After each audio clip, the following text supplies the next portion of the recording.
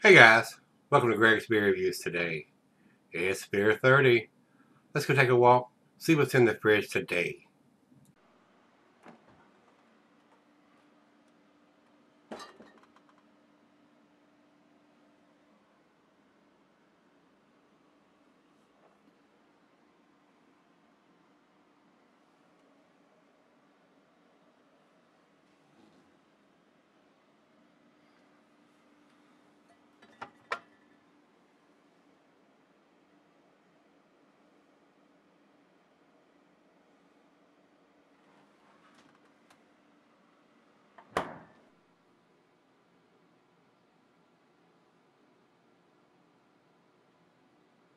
Hey everybody, thanks for stopping by Greg's Beer Reviews today.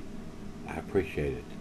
Today's beer comes from Grist House Craft Brewery. These guys are in Pennsylvania. Uh, this is their Lucid Manatee, and it is an Imperial or a double IPA. Uh, this was sent to me by Mike, and he writes, picked a 4-pack at the brewery on May the 23rd. Didn't see a date on the can or the holder, but it was their newest can release. Fun place with very good beers, and it comes in at 8%. So Beer Advocate doesn't even have this beer listed, guys. I went and looked, and evidently it's so new and nobody's posted a review of it or anything yet. Untappd does have it listed. They don't have the IBUs, and they write the first beer in the Lucid series. Lucid Manatee has a copious amount of raw wheat and flake barley that give it a creamy mouthfeel with an earthy touch. It is fermented with a low flocculation English yeast that complements the specialty grains and hops by enhancing the mouthfeel and providing fruity esters that make the nose pop. Well, I don't want my nose to pop.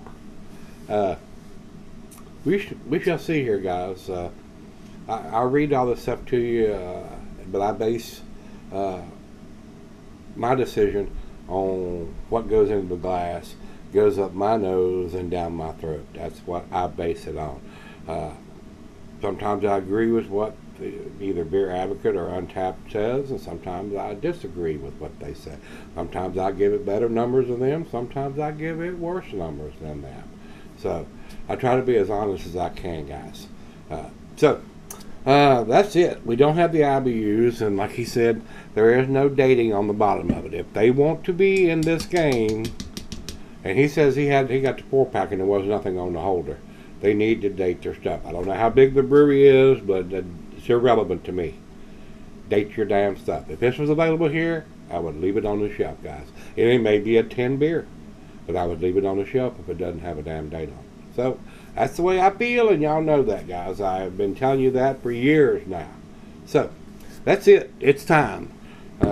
Let's pop a top on this thing and get it into the glass and see what we got. All right. Here we go. Looks pretty hazy coming out. While I pour this, I'm going to tell you the cuisine is barbecue. Cheeses with pepper, Monterey, pepper jack, sharp, blue cheddar, your stronger cheeses. Meat is game, grilled meat, and salmon. Glassware snifter tulip, oversized wine glass. I got my favorite tulip glass today, guys.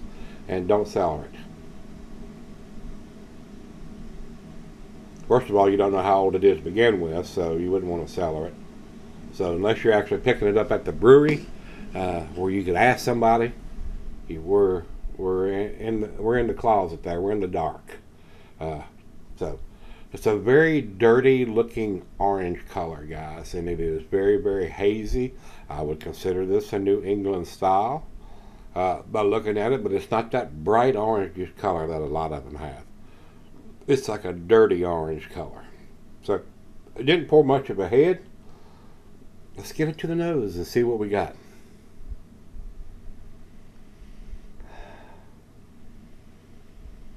A little bit of pine and oranges in there, guys.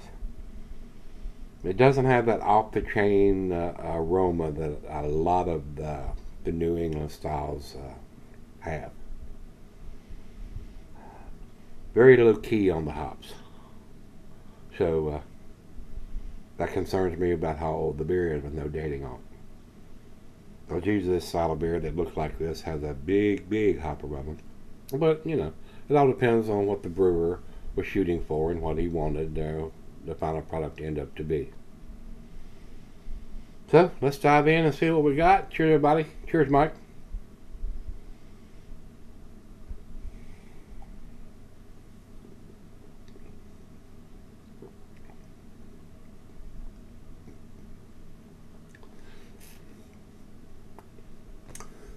What did he tell me on this? Said he picked it up at the brewery on May 23rd. And today is the 9th of June, so it's not that old. But, you know, picking it up at the brewery doesn't always mean how long has it been sitting at the brewery in the can.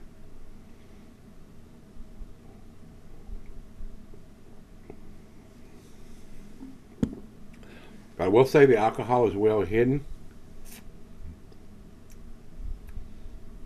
But to me, guys, it doesn't have the hop aroma that I was anticipating and hoping for, and looking at the beer that I was expecting. Very low-key hop aroma. Good-looking beer.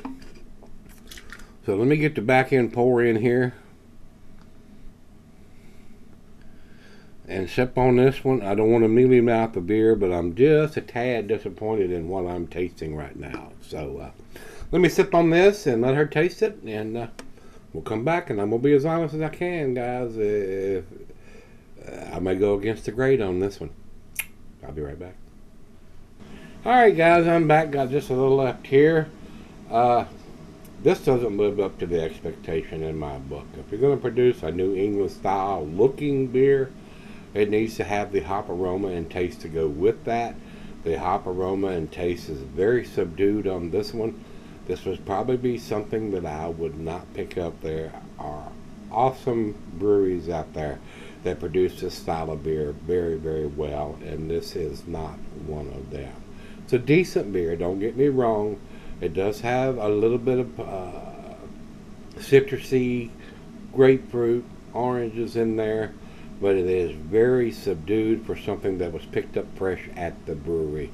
To be straight up honest with you guys, I would not buy this beer now that I have had it. Maybe that's what they were shooting for. Maybe that's what they wanted. They didn't want that off the chain hop aroma and stuff. And looking at what the commercial description on Untapped is, they're using some ingredients, especially with an English ale yeast and stuff. They're not telling me what hops they've used here, and they're going more for the earthy touch on the beer instead of that off the chain American hop aroma and flavor. So decent, but not outstanding. Nothing to write home about. And then even though they're not, I don't know how big the brewery is, and this is a brand new release from what I see, because Beer Advocate doesn't even have it listed. This is unimpressive to me, guys. Decent, but not outstanding, not world class by any means. Final chug.